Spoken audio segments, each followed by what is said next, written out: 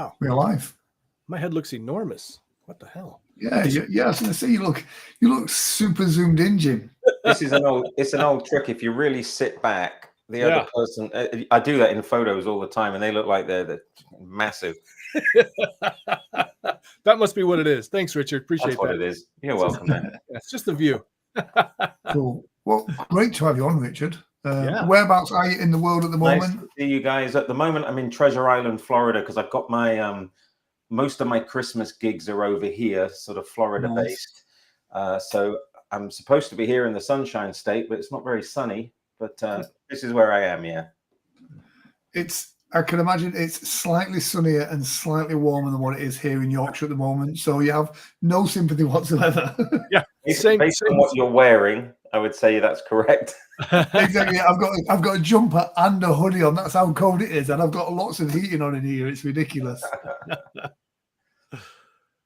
Richard, thanks so much for joining us. Of course, this is Tuesday, everybody. If you're watching right now, every Tuesday until the Performing Hypnosis Summit, we are doing updates, so you'll know what's going on. Today, Richard Barker has agreed to come on the show, and we want to talk to him about what he's offering at the summit, his regular class, and also his workshop, which unbelievable opportunity. I mean, really, no joke, unbelievable opportunity for you to learn from. Really, I think the best marketer in the business, really, and almost in any business, probably. I mean, I appreciate that, my friend. Thank you. Yeah. Well, I think it's you can be the best hypnotist in the world, but if nobody knows you're the best hypnotist in the world, then that's it. You might know, a few friends might know, a couple of people in a Facebook group might know, but that's not going to pay the bills at the end of the day. So learning marketing skills, I think, is probably more important than learning the next new induction technique or the next kind of, whatever the new shiny coin is going to be.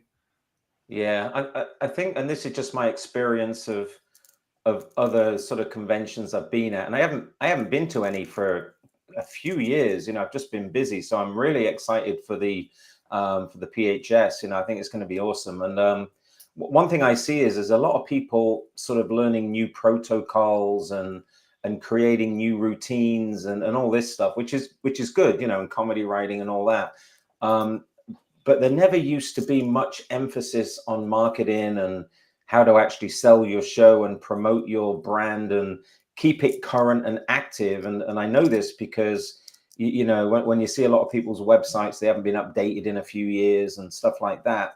And it took me a while, actually, to learn how important marketing was. But if you get your marketing sorted out, you just will get more shows booked. As long as you've got a good product, as long as you're getting good reviews, you're going to book more shows if you put more emphasis on marketing. So, I mean, you're absolutely right. I think a lot of people neglect it because they go for the shiny objects first and start talking about equipment and, which music device thing are you using and all this. And that's really good. But honestly, you got to put a lot of energy into marketing, even though it's not always an exciting subject, and that in its turn will pay you back tenfold, I think. Yeah. I know in the beginning, exactly that. I'd put lots of barriers, not barriers as such, but I'd put things in the way. Once I get better speakers and I get a better microphone and I get a better this and a better that, and I would hide behind that. I mean, I ended up with sometimes I'd turn up with a sound system that cost more than my car into a venue where I'm earning a couple of $100 for a show. And it's kind of like, and then you learn, actually, you know what, you market yourself right. It's the other way around. You're earning the money and not having to take in tens of thousands of dollars worth of sound equipment in order to look good. I think for me, the sweet spot is two things. Trying to get off the listing sites as much as I can. So, the Bash, Gigmaster, Gig Salad, and all those things. I don't know if there's any more, but those are the ones that spring to mind. But the aim of marketing is to get off those as soon as you can, because that's a race to the bottom of who's the cheapest. I got a lead the other day, and I don't ever get any bookings on there anymore, but the lady, it was for a baby shower, which is kind of funny because it's a baby shower show that got me on cruise ships many, many years ago. And I didn't even know what a baby shower was. And I remember doing the show, but anyway, this lady's budget was $300. and she'd got like, 10, and this was only yesterday or today, and 10 people had said yes to the gig at 300, and one had said no, and I said no because I can't do it for 300. And it makes me wonder that if we're all relying on the same thing like the bash, then whilst we can extract gigs from it, and we get gigs from time to time, it's really a bad idea to be in this sort of mix of other people shooting quotes out, because some people, are part-time, some people are brand new, some people are very experienced, and it just doesn't differentiate. It doesn't really. So the idea with marketing is get people on your own platform as soon as you can, your own quoting system, your own website, and so it really is just an introduction. But I know people that rely on it. I think it's difficult to charge like a high fee, but once your marketing's figured out, you quote it, take the name, take the email address, take the phone number, which obviously they provide you once you send the quote, and then push them straight into your own quoting system, so that you're divorcing the bash as much as you can. And that's another thing that I think people need to really sort of concentrate on a bit more. Yeah. So the way I think about it now is, I don't want people that want a comedy hypnotist. I want people that want Jim Kellner comedy hypnotist. Yeah, exactly. And and the thing is as well, with the people that are quoting on those particular sites, they will throw out lowball quotes, and they'll kind of tell the odd porcupine in their description. So I know there's not many in the UK, thank goodness, but I do know there was a particular act that was pushing out for a quote on there, who was like, 30 years experience and this and that and the other, and put the price out. And it's like, I'd never even heard of this person, and apparently they had 30 years experience, and it was kind of like, and the amount that they were charging, it's just not a level playing field for those that, I guess clients too, they can get confused because they're on there, and like you've just said, they can't tell the difference between good or bad, or and of course they have their own review system, but it is better to extract people off that as soon as you can, and then show them your real Google reviews or your Facebook reviews or your proper website. I sort of see Dan's in the comments. I don't know if I've ever met you, Dan, and if I have, it's been a long time ago, but says the bash and the gig salad is a race to the bottom, which is basically what we just said. Yeah, absolutely. Oh, and I find that so annoying on those platforms too. And it's just like Groupon. Somebody will put a thing out there and they'll charge $50, or I've seen them for like $29 hypnotherapy sessions, and then they end up getting just a ton of reviews because they're doing this cheap stuff. Meanwhile, those of us who are charging a fair amount, we don't rack up as many reviews because of that. And it's annoying. There is a better way to get reviews too. It's a principle called data reactivation, where you reactivate all your old clients from way back when, and you kind of reactivate that database of all those people by sending them new reviews. And the way you word it is, let's just say that show was 2021. You would reactivate it by saying, hey, back in 2021, I didn't take Google reviews serious, but now that I do, and can you give me an update on what your experience was like? Are you still talking about the show? And this is a really good way of all of a sudden getting a massive influx into your review system, especially on Google. And then, of course, it pops you right at the top of Google Maps because it's tied to the maps, and then it's tied to the SEO and rankers. That's a good little strategy. If you did that back in the day, you can sort of go back and do that. That's really smart. And I got to tell you, and no BS, when we go to conferences, I can sort of, obviously we learn a lot when we go to conferences, but there's certain things that really stand out. And I'll tell you that I've been to, I think, 2 of your classes, the only times that I've seen you there. And I remember one where the advice you gave, the recommendation you gave, helped me get 9,000 likes on my business page. And I didn't buy any likes. You know the strategy. I do know it. I did not pay any. I did not, anything underhandedly or anything like that. Yeah. But you have a strategy for that, and I hope you'll teach that. I hope you don't teach it at the workshop, frankly. But I do remember that. I remember that was a little a free session at Hypno Thoughts. And Yeah. that's the click like to like if you like this post kind of strategy. Shh, Oh, shh, Richard, shh. But it's, it's funny because I will look at other stage hypnotists business pages, and they've got like 400 likes, and I yeah, go, if I'm a client and I'm looking at this going, wow, and then I mean you've got like probably 100,000 I think now, right, or so, yeah, you yeah, know. thereabouts. I mean, there's people are judging these things, and of course, you do have to do good work. You can't just be Yeah. a garbage dump. But if you're doing good work and you're marketing, wow, it was such a good strategy, really. There was a funny story that I was going on a TV show. I think it was The Doctors, and I'm already at the venue, and it's in Franklin, Tennessee, is where the studio is, and I'm already there. And they were just about to cancel me because they realized I didn't have enough social media engagement, followers, likes, and all this stuff. Wow. And I was like, hang on a minute, I know that I have, so this is weird. But they were going to can me for someone else. They always have like someone on standby in case Oh, God forbid, you're sick, you got diarrhea, you get locked in the toilet, whatever happens, they have a backup guest that they can bring in on a last minute segment. And they were going to can me for something else. And what it was is that I had my Facebook cloned, which I have at the moment. I'm fighting this with Facebook, but I'd had my Facebook cloned back then. And they were looking at the cloned one that only had like 11 followers with 19 oh God. friends and all this, and they were like, oh man, you're not an influencer, you're not, Yeah. we're gonna have to. And I was like, hang on a minute, I think you're looking at the wrong one. And luckily just rescued it in the 11th hour. But the moral of that story is, I know a lot of people just think it's, it is a pain in the ass. I mean, let's admit it's a pain in the Oh yeah, ass it is. feeding social media. So you've got to automate the process to make it easier for yourself, and find a solution where you can automatically schedule 30 posts or whatever in such an algorithm that you get 2 a day every day, just post automatically. It's a meme or it's a GIF or whatever, and that just keeps your content up. So whilst it's a pain in the ass, you can set it up in a couple of hours and then just leave it alone, and it's organically going to grow all your social media. So it is a bit of a game, and I think social media is our #1 free marketing channel. Yeah. So I treat it as a free marketing opportunity.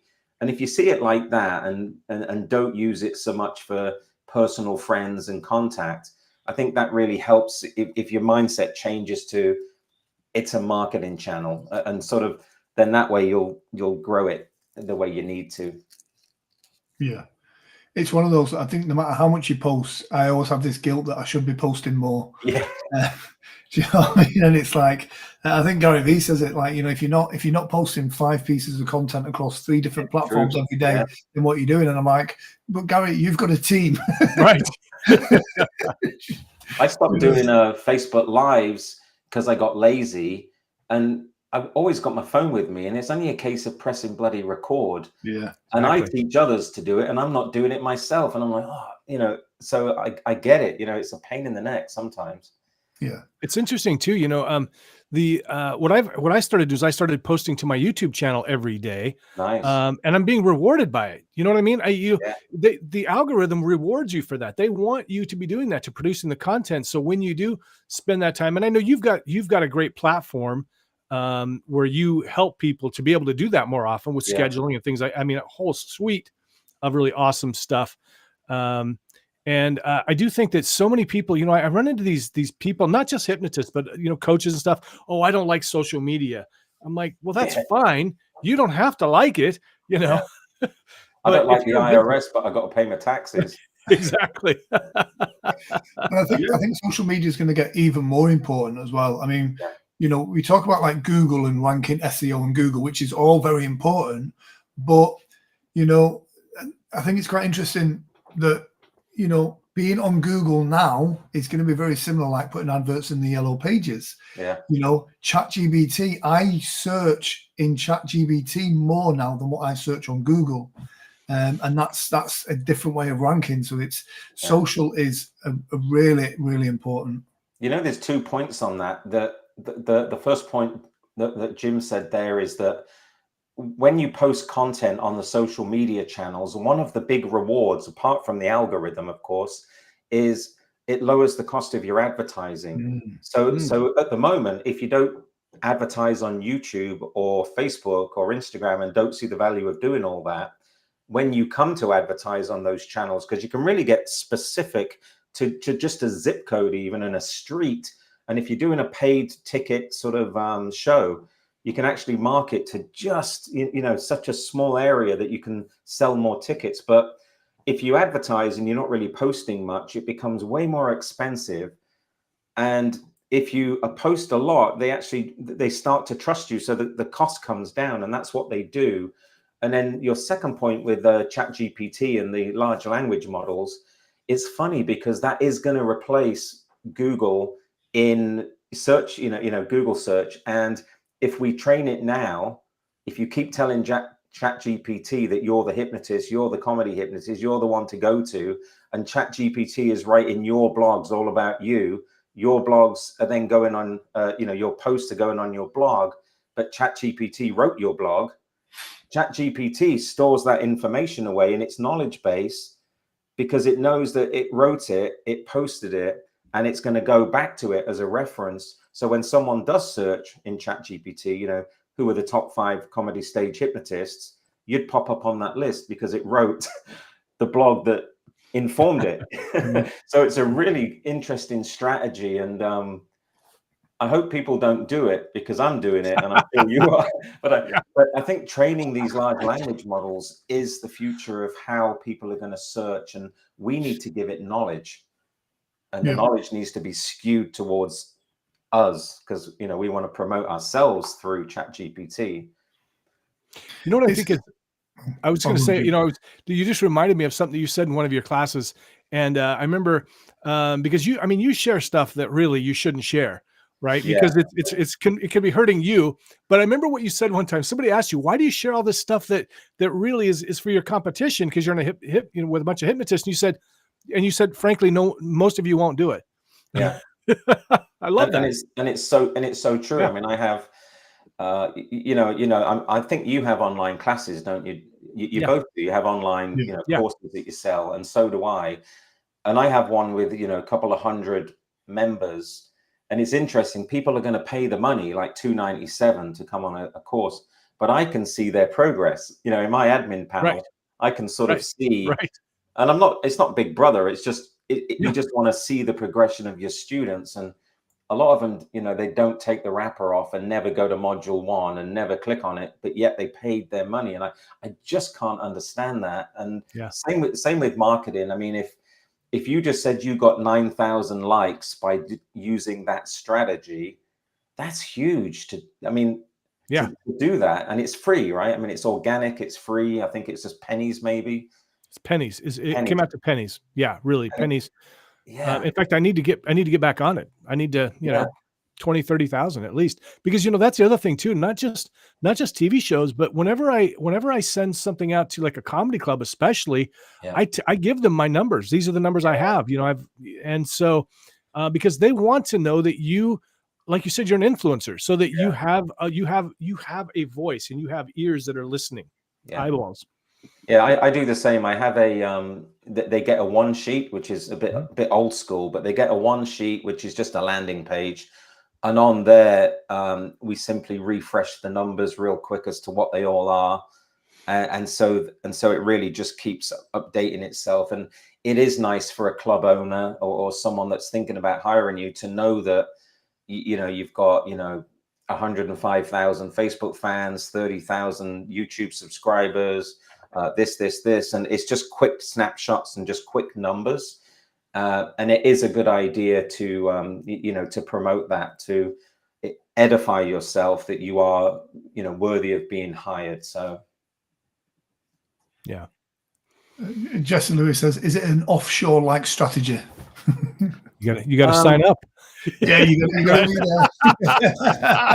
there. You know what it is, Jesse, and I think we might have even talked about this, but in essence, what you're doing is the post within itself is really suggestive, and you can advertise, for example. And again, we're talking about getting numbers, so it's like a hack.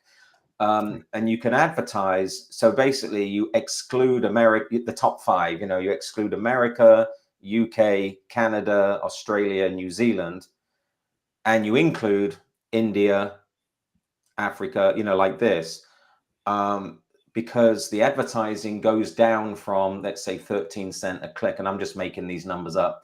It goes down from that to like half a penny for 100 clicks, just because it's cheaper, and it's the same people seeing the post, and clicking on it. It's just a way to legally and ethically build up your numbers, and you're just using Facebook ads platform. So it is onshore, and it's using Facebook's legitimate sort of platform. So it's not like a black hat strategy. Yeah. And I will say, now at first there was a lot of good engagement, from a friend, people in Thailand, I mean, people, and so you can't, it was a little bit tough to understand. That's all pretty much died off now. So I don't get a lot of engagement from those folks, but it does. But, a quick glance and you go, oh, he's got 9,000. So and I hate to say it like this, but, oh, he must be somebody. It's true. Yeah, it's true. Because it used to be the press releases, the person that sent the most press releases got the most attention, and you'd pay like $300, PR Newswire, 300 a month. And I think you can do 4 press releases, send them out there, but then they stick out in, all over the internet. And some people would go, Google News and then hypnosis, and you'd keep showing up on the, the Google News, like how you get the alerts for your search terms, like Google alerts. And if you keep appearing on that, then that would mean that you obviously have more newsworthy content, and therefore you would be more hireable versus someone else, if that's even a word. Yeah. So lots of different little hacks and strategies that you really almost need like a whiteboard and just like have them all listed, and then kind of go through them and then reactivate them and kind of go through, because they do work. They all work. And I think that's the key. You're talking earlier about, oh, why don't people do this? And why did you give this information away? Because the reality is you can give all that information away, but people still, they still have to take action. Yeah. And that's the secret, And it was my point when I did the talk at Michigan a couple of years ago. I said, ChatGPT is not gonna steal your career, but another hypnotist using it is going to. They're gonna put you out of work, because if you're not even now 2 years later, I'm not posting as many blogs as I could be, which is ridiculous. I mean, how long does it take? Hey, I have an automation for that. I'm going to share it with you at the summit. Ooh, But nice. the automation is basically using ChatGPT's API. So what it does, in essence, it creates 2 blogs a day, and it goes through ChatGPT, writes it, humanizes it, rewrites it. So it's kind of spun it a couple of times just to make it feel like it's come from a human. And then it actually will post it up to WordPress and have it sit in there as a draft post. And it will also upload the blog post to a Google document. Wow. So imagine that. Now you've got your articles for your first book you're going to write, or in your case, 3rd or 4th. Now you've got these, articles that can become part of your book because you've got Google Docs. Now you've also got your posts. All you have to do, they always do a really bad job of photos with hypnosis. So, AI photos. So you have to sort of put your own in. They're not very good. But you can do that. It'll take about 10 minutes to do 2 blog posts a day. Wow. And just keep sticking content into your blog. And of course, it all gets searched and crawled and everything else. So, I mean, there's no excuses when you can automate something like that, and it can be written really, really well. Yeah. Hey, what are you gonna now you're joining us again on Thursday. Yeah. You're gonna do some marketing hacks. Can you give kind of a preview of what you're gonna talk about there, what people can learn? No. So sorry, man. Good answer. Yeah. Show up. This presentation, I delivered it a couple of weeks ago to an audience of hypnotherapists. So it's specific to hypnosis, and I've tweaked this one specifically for stage hypnotists. But basically, it's the things that, what can we do in the first couple of months of 2025, or we could actually do it right now. why wait, and what are some of the things that we can do that is immediate. And I can, so there's more than 5, but there's basically 5 hacks in there. But it's things like, immediately putting things on your website that will immediately attract attention in 2025. That is as simple as copying and pasting a little bit of code to implement that will get direct results. So that's what we're going to do on Thursday. There's some really actionable steps. It'll be about 45 minutes, so we've got time for questions. I don't want to give too much away, but for example, you can now look at a really nice website, not another hypnotist, but just a really good one, and you can clone it using AI to create, for example, a really good weight management funnel based upon somebody else's weight management funnel, and the look and feel of it all just makes sense. And you can just tweak it a few minutes and get it published, and it can sit as a sub niche within your offerings. So for stage hypnosis, it's perfect because you could have a funnel just for bar and bat mitzvah shows.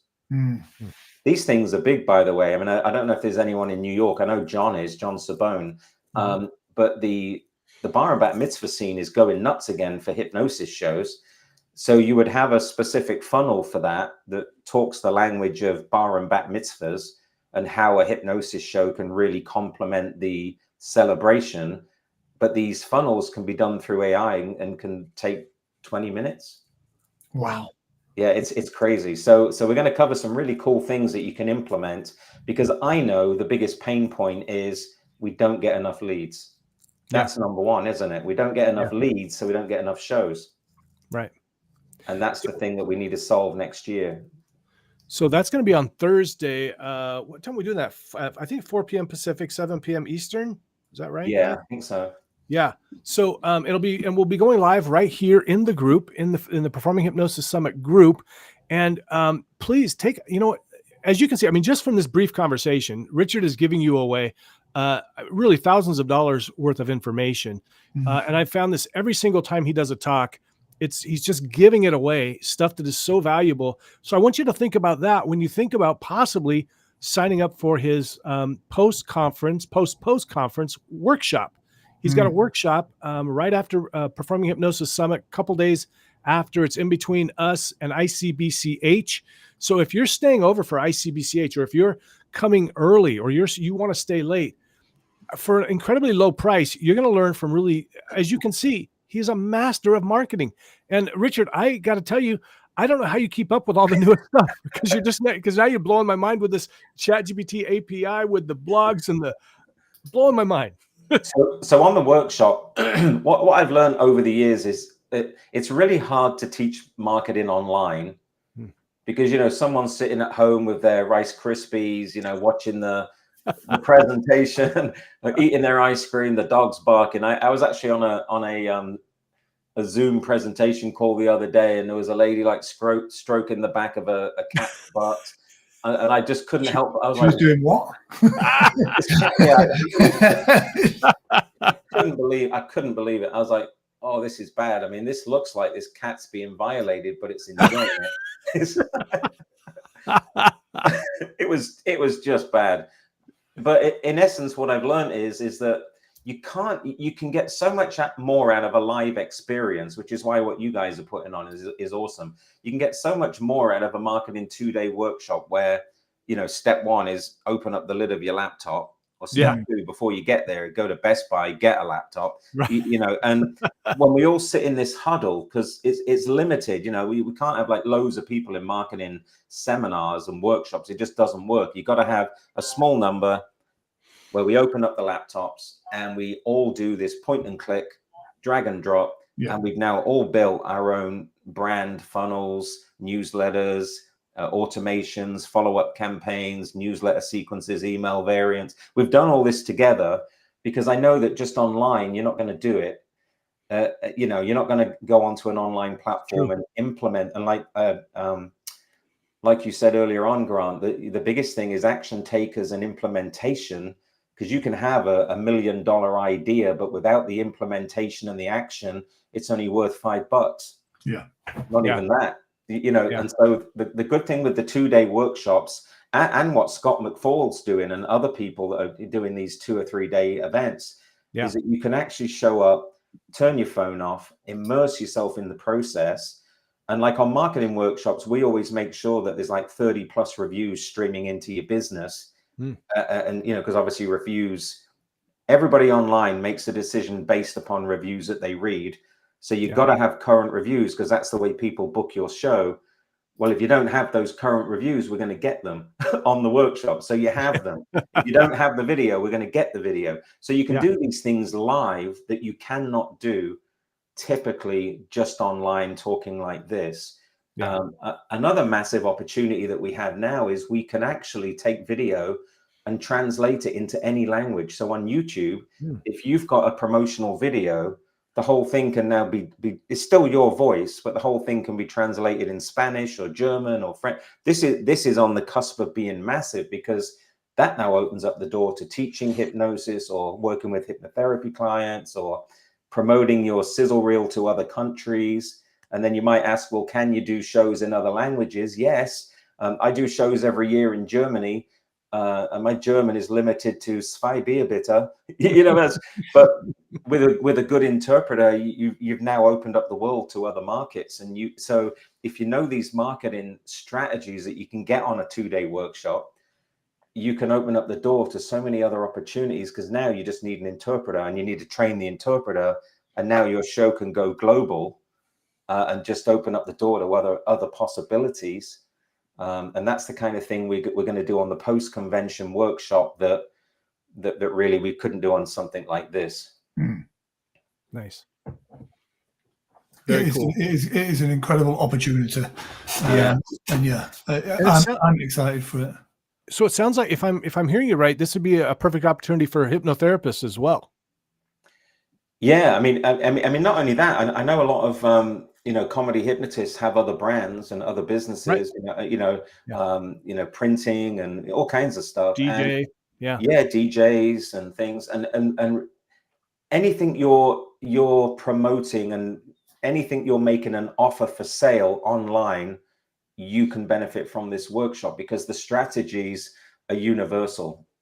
It's not just our niche, but we are going to have a deep dive into, it's funny with a stage hypnosis, because I don't know if anybody offers 100% money back guarantee on their show.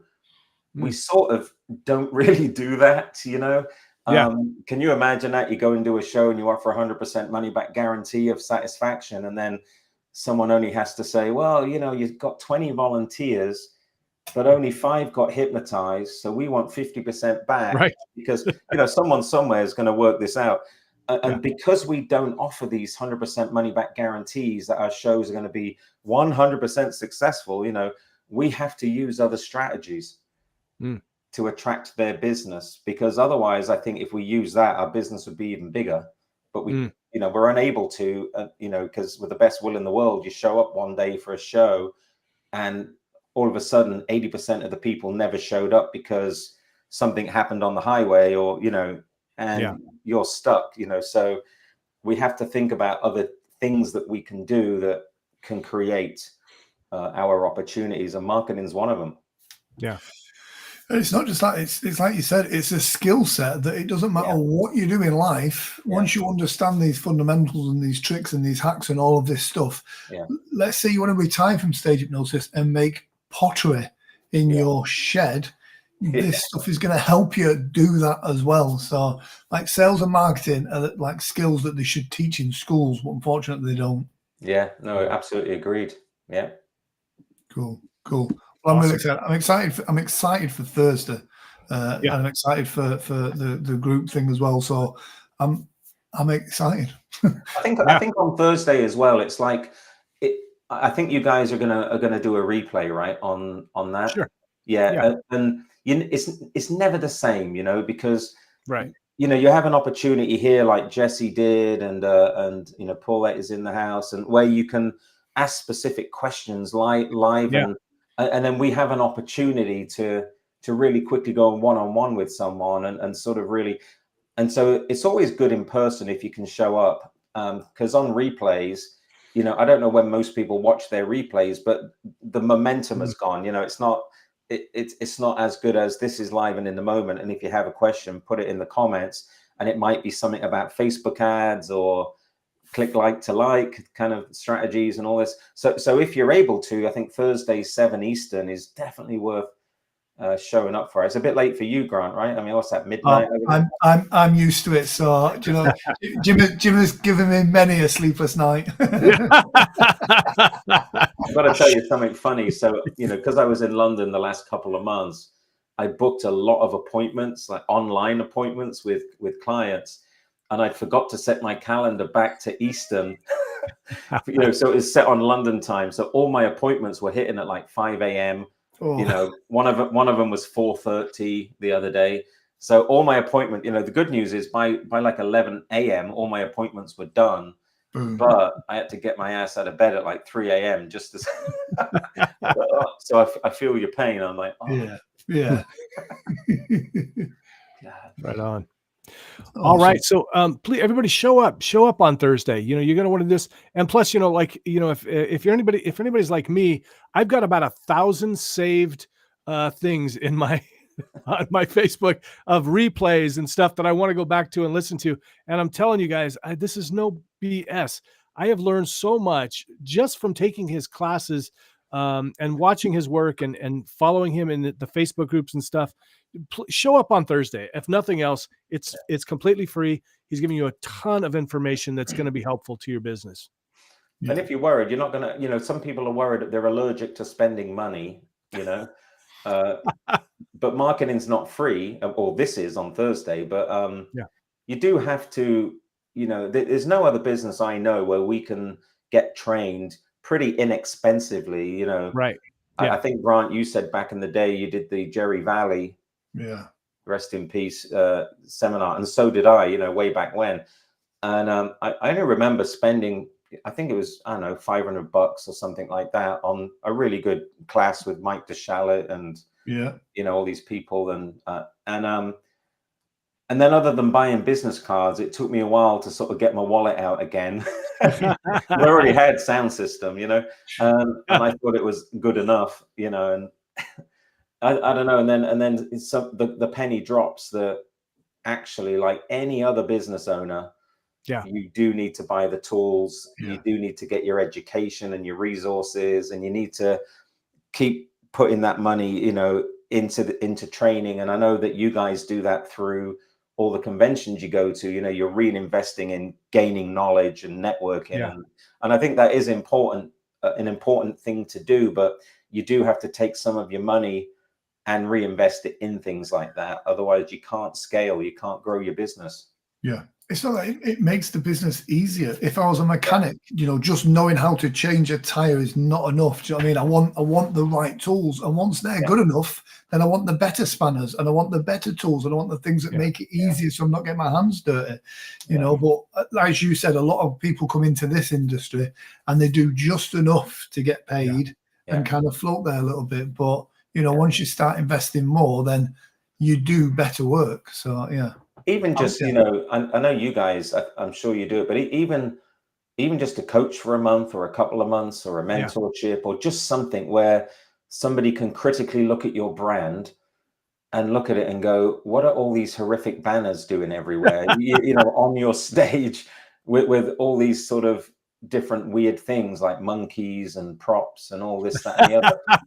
You know what I mean? I mean, and I'm not saying that's wrong, and I'm not saying, you know, each to their own, but for some people that works, and for others it just does not work. So for like corporate shows, I know that my corporate clients, I'm sure you guys are the same, they don't want me putting banners everywhere and sock monkeys on the chairs and things like this, you know. So I think that, you know, with sort of coaching and mentoring and things like that, you don't really know that stuff until someone points out to you the positives and the negatives of it. Like I know Kevin Lapine uses the t-shirt chair covers, which work really well because that's in Vegas, you know. But if you're doing a fair and a festival and you're schlepping 20 chair covers around and all this, and then, you know, sometimes they give you folding chairs, sometimes they give you bank, you know, there's so many different variants that sometimes that's not always practical, you know. And it's all about knowing your arena and your venue, and the different venues, and then knowing how to have conversations either with the sound engineers or yourself if it's you, and you just sort of, but you don't really get that knowledge, do you, on a weekend class? It's very rare. Yeah. You have to build that over time, and the only way to build that is go into something like what you guys have set up, the summit, because there you've really got chance. And I would imagine, I mean, I haven't been to this before.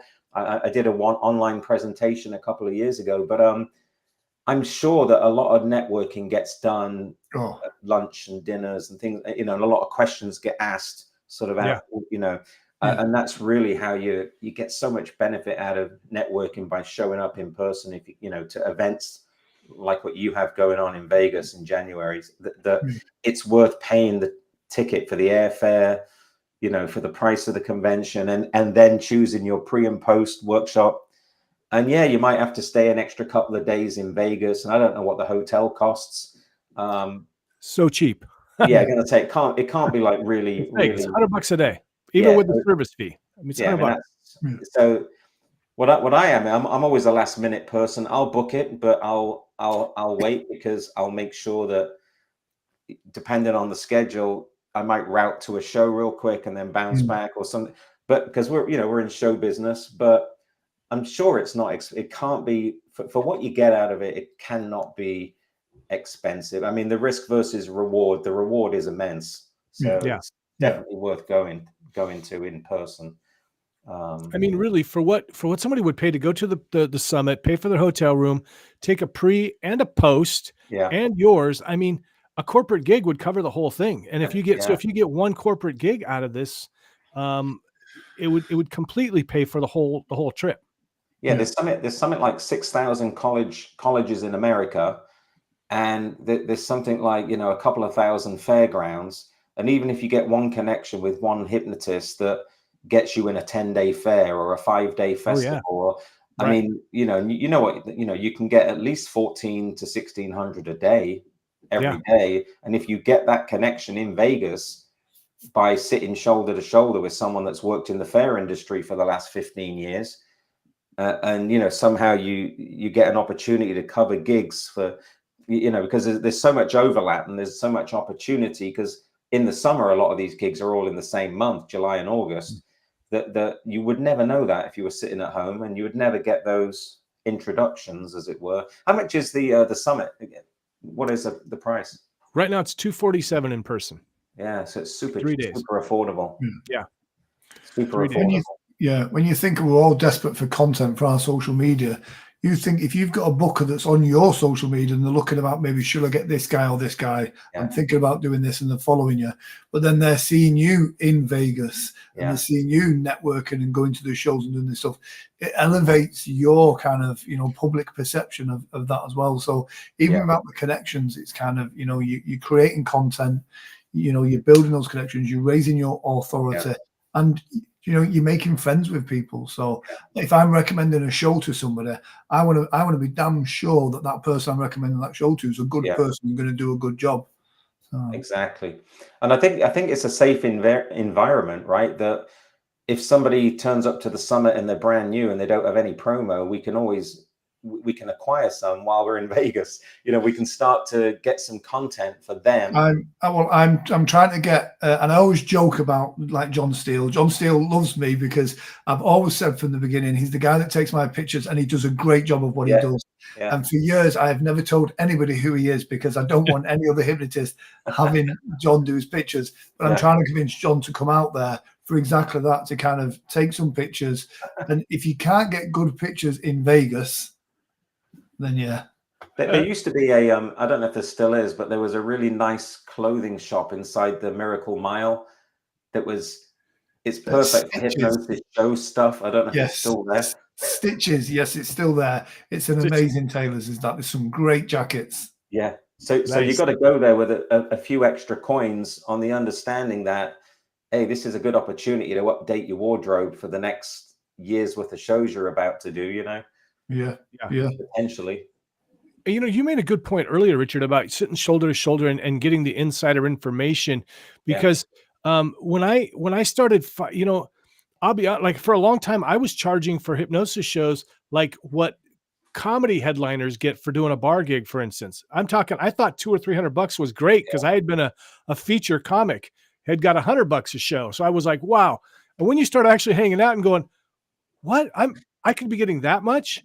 Yeah. Wow. And then the other part is, there's gonna, like, so say there's a Richard, like, so you get a gig, somebody offers you a gig for a fare for $1,000 a day, and you're like, you know what? No, but I know somebody. Yeah. And so if you've made a connection with somebody, that's the great thing about it. I mean, now I don't want to do a $500 bar gig, so I will pass that on to somebody else.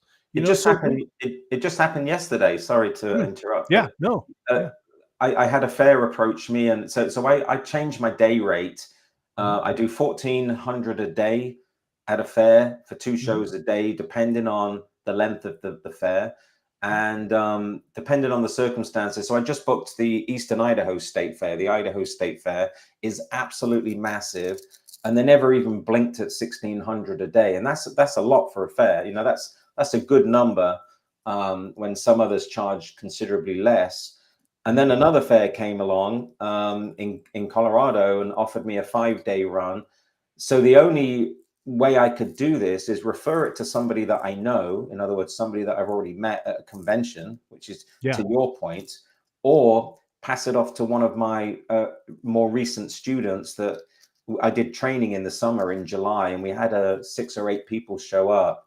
And then I gave it, they're at the beginning of their career, and this is a perfect opportunity to do a 5-day fair, 2 shows a day for 5 days, pick up 7,000, I think it is, or 7,600, and walk away with a ton of experience. But if you didn't have that face-to-face, that in-person training, I don't think that opportunity would ever have gone the way it went. So you're absolutely right there in the networking.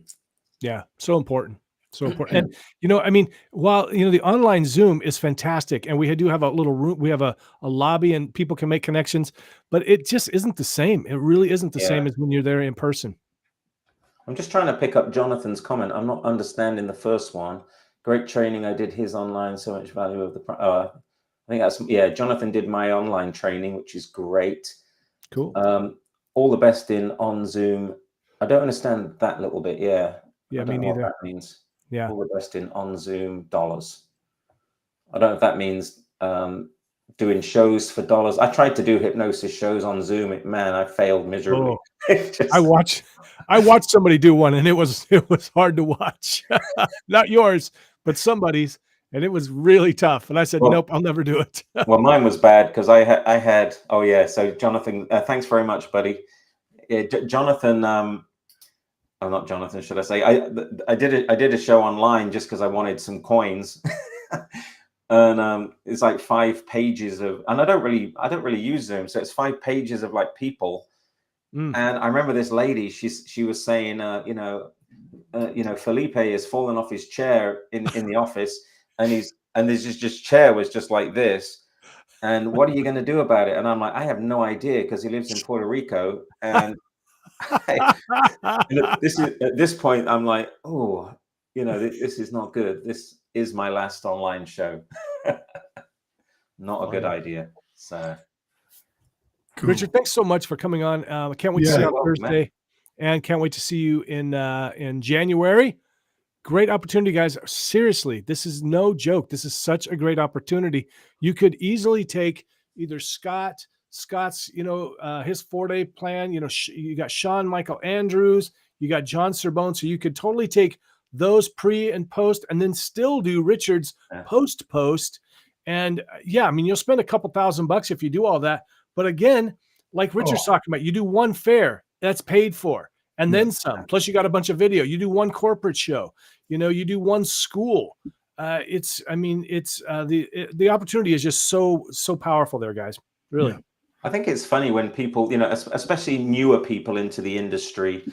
I mean, if you do the math real quick, and you even the worst case scenario, you're only charging $1,000 a show, but you're able to do 4 a month. That's still $4,000. That's still more than most people make and earn in IT and HR and things like this. And then if you can do a $2,000 corporate show, you know, like especially, you know, holiday time, to charge 2,000 and up. Well, let's just go low and just say $2,000. Yeah. And then you're able to do a show Friday, Saturday, Wednesday, Thursday, or Monday, you know, because it's holiday, and you can do 4 of those in a week. That's $8,000 in 1 week.